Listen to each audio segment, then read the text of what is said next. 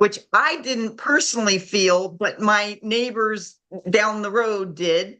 And then that led to a tsunami alert, and the sirens were blaring and blaring and blaring. And a lot of times we have sirens and then they go off after a little bit. But this was not just a test. This was the real thing. And so at that time, my phone is going crazy with all these text alerts from California and Oregon. And then I turned the local radio on. I always have a radio. And so the local radio went on and said, okay, everybody, in the next 5 to 10 minutes, it's going to be evacuation time from this area to this area. And I'm going, oh my gosh, And so I'm going, okay, which backpack did I put my to-go stuff in is what I'm Right. thinking, because I always have a Right. to-go bag. And I'm looking around going, oh my gosh, this is just too crazy. I see people going around outside trying to do their thing and getting ready to go. And I go, well, I'm about 150 above sea level, 150 feet above sea level.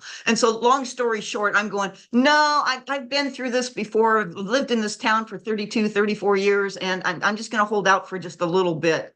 And so everybody else was taking off. And my good friends, Doris and Carolyn, Joanie, well, when you go, we'll go. And I'm going, oh no, you got to go when you need to go. Anyway, long story short, I'm just texting and calling people that I know that are in more of the hazardous areas, because a tsunami, I don't know if you've ever been in a tsunami before, but it's not like a big crashing wave. It's like a big tidal surge. And so the rivers can suck out and then they come back in. And so normally a low tide, high tide is about a 12-hour difference, but this happens like in 2 to 3 minute difference. So it sucks out and then it comes back in a 10 or 12 or 20-foot swell. So just imagine another 10 feet of the ocean water on the beaches or where Oh, property is or whatever. Anyways, that was the biggest thing. And then on beneath that little snafu, which it lasted for about 2 hours, and then they canceled the evacuation, which was great. Which oh, long, okay. So from my perspective, I was watching the news reports and they were saying an evacuation. And yep, so yep, if somebody's sitting there trying to write and all of a right, sudden there's a natural disaster happening, that yep, just happens. Obviously can't keep writing yep, during an evacuation and preparing for a tsunami. Or right. whether it's a tornado, hurricane, snowstorm that lots of people are dealing with right now in other parts of the country. Disruptions do happen, Yep, illnesses, babies, pregnancies, yep, marriages, yep, unexpected things do happen. And so, on one hand, you just have to keep rolling with it. If you're right. super consumed, you can't just sit and write. However, to all you writers out there, you can get back at it. And so, That's sometimes right. this chaos, focusing on writing can be a wonderful distraction. It can help you alleviate any worries and fears you're having once you get settled in a safe space or once things sort of calm down, or even if you're in the waiting room of a hospital for an unexpected reason, you can take out a journal, a notebook, and just start writing. And Mm, so I personally use writing as a tool for calming, but also oh, you're recording some emotions and experiences in real time that you can then harvest later for anything that you're writing. So no moment is wasted and no experience is wasted yeah, because who gets to say they were in a tsunami evacuation? That's not a normal everyday thing for most people. that's So, right. Yep. I so think it the all last has one we had was value. 2011. So yeah, it's been a while, you know. Oh, Or wow. may Okay. I think it was. I don't know. I lose track of them. I lose track of them. Have you ever been in an earthquake, Elizabeth? No, never. No. Okay. Yeah. And for many people, that was the incident, not so much the tsunami, but the earthquake and the things falling off their shelves and their house cracking and different stuff too. So yeah, but you're right. There's all kinds of distractions, all kinds. And That I would guess be Carol looked at it as we always call them, okay, it's time for flex mode. It's time for flex mode. What do we need to do now? How do we adjust? What can we do to make and see and get through this or whatever needs to happen? But and that's what you do. And it's to hear from you that you use writing as a calming mechanism. I've never heard that from you or anybody before, but that's really cool. Can you talk more about that? Oh, I literally journal all day long. if I'm worried about something, I write in my journal.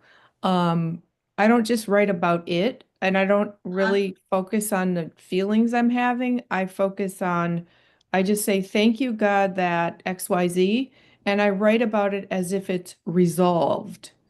So if I'm going through something, I write, thank you, God, that XYZ happened. And it's like I'm saying thank you prayerfully as if the request for the prayer resolution is already there. Wow. Yeah. Yep. Yep. Seeing the answer come to fruition right away. That's And awesome. yeah, That's so I'm not awesome. dwelling on what isn't going right. I'm dwelling on my faith that God is going to work it out. And then by writing it, it takes it from a thought to a physical thing. So that's the first step of manifesting it in the 3D world. And then, Wow. of course, when you write all these things and you see the power of prayer or whatever your belief system is to manifest the outcome that you're seeking, it gives you fodder for writing again, because here's yet another testimony on your part of the power of that we all have to manifest the best outcomes. Right. Right. That's so cool. That's so Yeah. cool. And I don't mean to be asking you a ton of questions, but I'm thinking if you're journaling all the time, do some of that, does some of that information, content, whatever you're putting in your journals, does that end up in the books that you write? Yeah, like my memoir, God's Answer is No, Lessons from a Spiritual Life, and it's KNOW. Uh-huh. A lot of that content came directly out of journals that I'd started in college. And the Mm-hmm. cool thing is, like, as the days pass, even the hours pass, we forget little details. But when you write about it in the moment, you can talk about how your body's reacting to the stress or the happiness or the joy. You Right. can little details like what did the room smell like when Yes. this happened, or what were you seeing, or how were people around you reacting? So when you write about that, it just gives you this tremendous content for when you go back and write a memoir or even fiction, where you just go back and draw from those entries in your journal. And I journal on my laptop, so it's already typed out. I don't have to transcribe it from a handwritten journal. But if I'm somewhere away and I don't have my laptop, I will journal into my phone notes app and Oh, just like yes. type, not text, but I type with my thumbs and I just type Uh-huh. really fast. Or another really cool function is the audio app on your Yes. phone. So you can just, and if I just recommended this to one of the authors that I'm coaching to write their book. I Huh? said, when you have ideas, you could be at a red light, you can be in the middle of the grocery store. I do this in my spinning class, my cycling class, because I get so many ideas when I'm in rigorous exercise. You literally take your phone, go to the text to text yourself, put it on the little microphone function, and talk out whatever idea is there, and you have it written, and then you can just airdrop it to your computer and you are writing your book verbally. It's so cool. Technology has made things so easy. It's really a blessing. So all you writers out there, you've got all the tools in the palm of your hands. If you don't even like to write, you can just talk it out, talk to text, airdrop it to your computer, boom, there it is. Wow. Wow. I have to learn about the airdrop because I do use the voice texting mechanism, I guess, as well as I always have like little pieces of paper or little note thingies around the house. So like last night at 2 o'clock in the morning, I woke up with an idea and I go, oh, to write that down. So I reach over to my dresser there and just jot it down. I'm trying to decipher it this morning because my handwriting is just pretty crazy in the middle of the night. But you're right. These things come to you and you got to put it down. You got to write it. You got to say it. You got to do something with it, you know? Hmm. Yeah. And speaking of that, Elizabeth, the other thing that was a distraction, and it's a good distraction, is our very dear friend Scott passed away yesterday morning at 7 o'clock up in Mm. Portland. And so I've been communicating with the family, but that was just another incident. I don't want to say incident, another beautiful life event that can distract or disrail people, and what I ended up doing with that is reading what he wrote in Nun Better, because thanks be to God, now that he is an angel in heaven, his family that is together, he has a legacy talking about one of his sons in this book, and he had never written anything down before. And so, I think about the power of that, that when things happen in your life, to have it written down so that people can carry on with their life once you are past. And I don't know, that just sort of wraps around with all this. Sorry, my brain can go crazy. No, that's all good. Um, yeah, so death, that's another, or, illness leading to death can be time Mhm. consuming and draw you away from your writing. And again, when you're super stressed, it's hard to concentrate on the actual, perhaps, book that you're writing. But again, recording things in real time is really beneficial. So, we've had authors that we're working with to write a book. They had an unexpected pregnancy and put the book off for a year or so. We've had authors who've had a death in the family or their own illness, or a legal challenge that they have to deal with urgently. And so all kinds of things can come up. But then it also points to the fact that books are in divine timing. So they are Yes, going to be ready when it's time. And so right. I always say, give yourself grace, be gentle with yourself, and trust that it's going to happen when you're ready. And that's why in the writing retreats that I'm doing, there's one on Saturday the 14th for women in December 2024, and then there's one on January 18th, 2025 for everybody, which includes men. And I tell everybody that you've waited all these years to struggle, to contemplate, to procrastinate, and now's the time to finally, you're called to be here to finally do your book now. So it's Mhm. really exciting when people say, I'm ready. Yeah, Yeah. I love Yeah. that. You knew the divine timing, Joni, even though you had some difficult circumstances around writing None Better, right? Yes, yes, because I was in the middle of grief with Carol. So 5 months after she died, I started writing, and lo and behold, it just gushed out of me. And yeah, yeah, and that is divine timing, because I don't know, it just is divine timing. And when you're open to it and you can feel it or sense it, or you just know in your heart, then you just let it rip. And that's the same thing with the audiobook that I just finished yesterday. And I'm so excited about that, the audiobook version of None Better. And that was divine timing too, how that all happened. So yes, yes, things happen for a reason and in the right time, the right place with the right people. Mm-hmm. Definitely. Mm-hmm. Yeah, I love that. That's wonderful. So for all of you writers out there, if you're going through something that makes you feel that your book dream is derailed for the time being, just know that once this one situation is resolved, the writing will happen. I also know lots of young mothers who want to write a book, but they've got babies and toddlers and kids, and it's just really difficult. I personally used to pull all-nighters when I was a new mom because that was the only time I could write. I would literally stay up all night writing, but I can't do that Oh, anymore.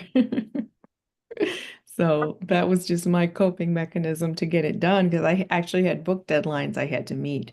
So, and when you have a deadline and you're having extenuating circumstances, um, sometimes you just have to tell the editor or the publisher, listen, I can't do it right now. right. That's difficult, but you want quality, and I always say you've got to get it right and not rushed. Because sometimes if you rush, it's not the high quality coming from your heart and soul. It's just it doesn't have the depth or the power. And you definitely want every word you put in your book to have the impact that you're seeking for your reader. Oh, that's such a good point, Elizabeth. Yeah, you don't want to rush. You want it to be really, really quality. And I think Mhm. that comes into the editing part too, of taking your time editing and listening and thinking and feeling. Mhm. Oh, yes, very true. And one of the things I've appreciated so much about you and Catherine and your business that you do is that you don't push. You don't push. You want it to be perfecto mundo, and you take the time to do that. And I'm sort of the opposite at times. It's like, I want to rush. I want to get going. I want to finish this. I want to finish this. But at the same time, it's like, Joni, slow down.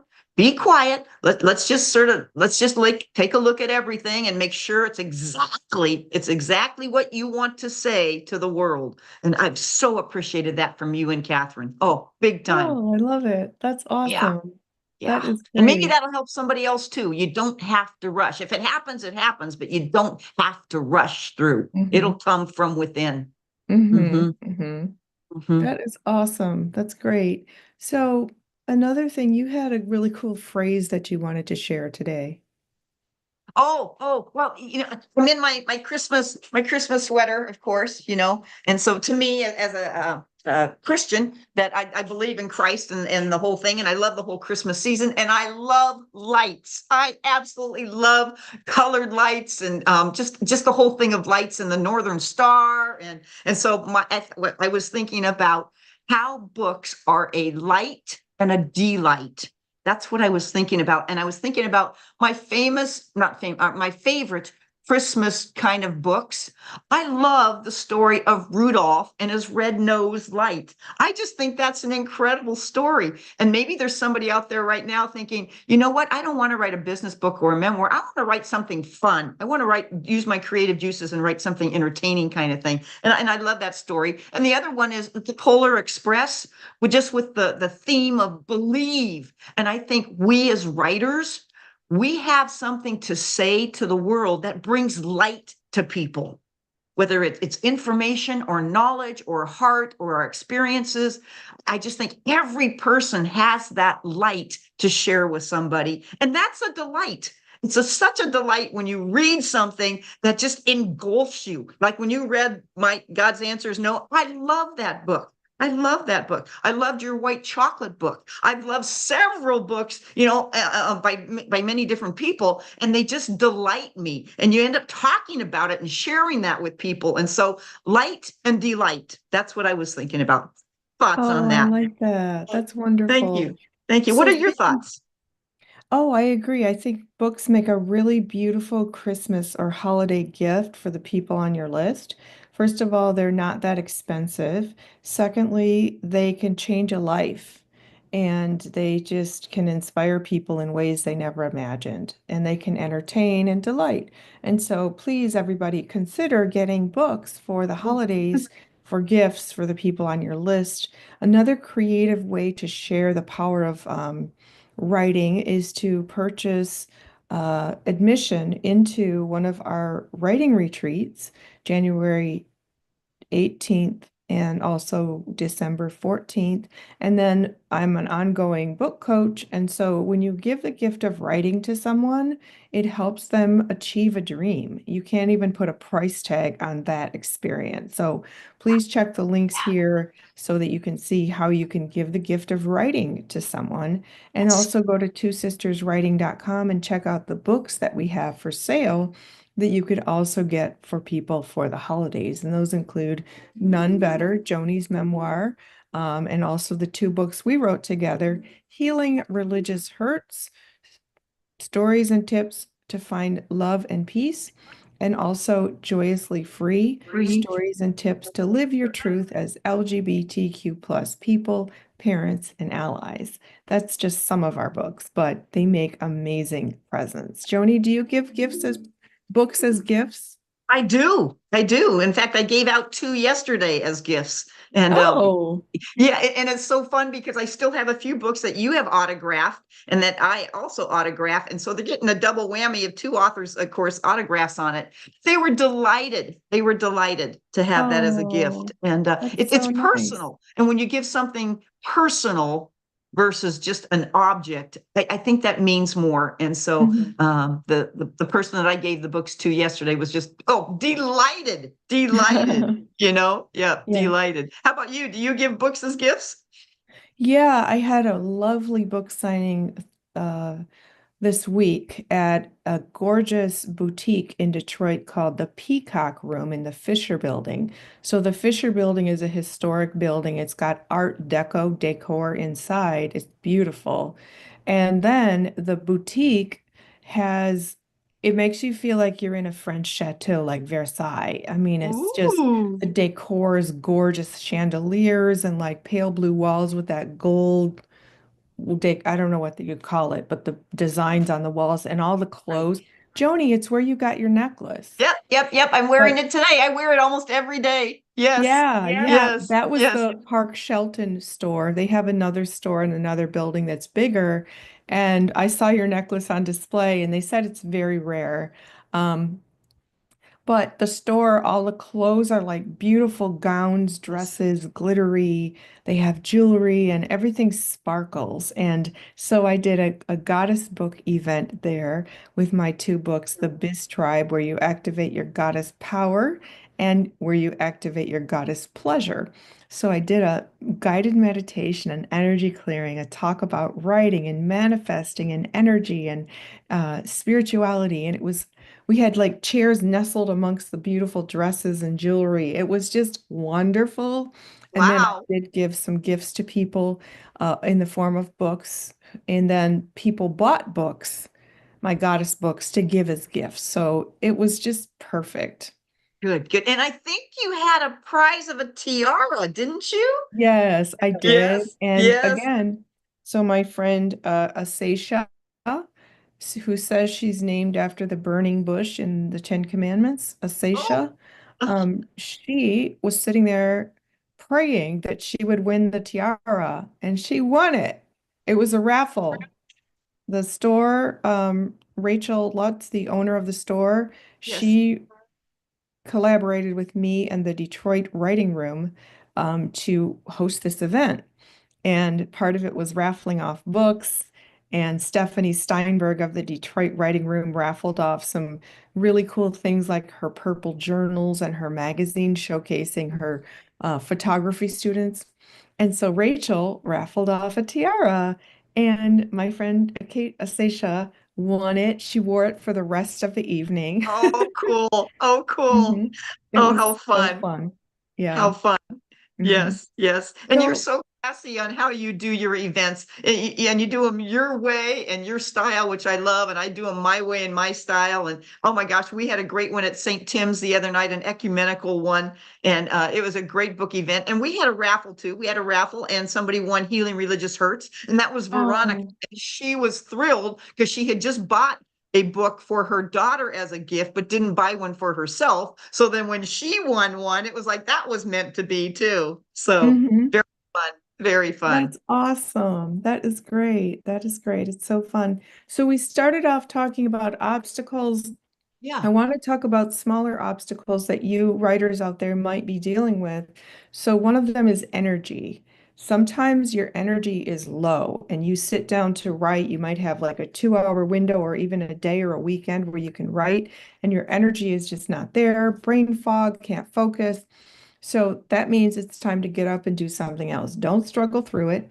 Do something that you know is going to boost your energy. Go for a walk, turn on music and dance, go do the laundry, vacuum, go to an exercise class, whatever it is that boosts your energy, and then come back. So um, that time is not wasted. It's that don't even try to write when your energy is low because it won't be it won't be productive. You won't write great stuff. And other obstacles can be small things like an urgent business matter that you have to tend to. Um, and so you just have to do it, period, and then get back to work. So what it does is for me, it makes me want to get that done really fast so that I can get back to the editing or writing or whatever I'm doing. And so just roll with it and again give yourself grace because things will come up. Um, and you just have to just stay super focused. Don't let it derail you. Just say, I'm making this little pit stop right here and I'm getting right back to it. So just trust that and keep your eye on the prize because the goal is to finish the book, but that takes minute by minute, hour by hour, week by week work. And then at the end of it, your book is done. So, Joni, you agree with that? I do. And it reminds me, totally, I agree with that. And I love the part on energy. You're right, because if your energy's not there, it's not going to happen. And that reminds me of Carol and I had a phrase about speed bumps, which are sort of like the things in life that happen out of the blue or whatever, and you get caught up on these speed bumps. And we always said, "Hey, hydroplane through the speed bump, hydroplane through Oh, the speed bump." Because if you go slow trying to get over the speed bump, sometimes you get caught on top of the speed bump, and that's no fun. So like get over that speed bump, whatever you need to do, just get past that. And so I mhm. think it's a different way of how I look at what you're talking about, but totally agree. Totally. And I Yes, love when you yes, talk about the energy because that is yes. so true. That is so Yeah, true. that's everything. Yeah. Yes. So all you writers out there, now you know how to navigate the unexpected interruptions that happen when you are writing. If you'd like to join the Two Sisters Writing Circle for Women, it is tomorrow at 2 o'clock Eastern Time. The link to register is here. I will need to see you on camera if you show up, just to show that you are a human being. And so you can also find the links here to check out our website where you can buy books, as well as the writing retreats that are this month and next and forthcoming in other months. So thank you for joining us. I'm Elizabeth Ann Atkins, co-founder of Two Sisters Writing and Publishing, here with our superstar author, Joanie Lindenmeyer. We go live every Friday to talk about everything you need to know to write, publish, and promote a great book. So we will see you soon, and we wish you happy reading and happy And writing. happy writing.